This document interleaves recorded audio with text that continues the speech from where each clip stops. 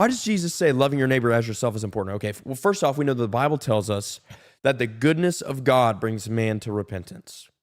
When people see this unconditional, no strings attached to love that you show to other people, that can be the God people experience. Someone asked me, we've been doing a little side quest. We've been going around to college campuses and talking to students, and it's been a big blessing. And I had quite a few people ask the same question. They said, well, my friend has been going through some side of suffering or experienced trauma or been hurt by the church. And because of trauma, church hurt, or X, Y, and Z, they say that they can't feel God and that God doesn't love them because they can't feel them. And this was my response to them. I said, well, maybe they can feel God through you when you are the first to love them, the first to shoulder that they are there to cry on, the first one to serve them, the first one to check in on them, the first one to pray for them.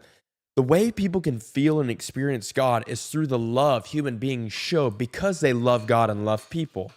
Now, what does Jesus mean when he is saying, love the Lord your God with your whole heart, soul, mind, and strength? What does he mean when he says, love your neighbor as yourself? Jesus Christ is saying, when you see yourself the way that God sees you, then you begin to realize that he sees everybody else the same way he sees you, valuable, free, clean, and his son or daughter.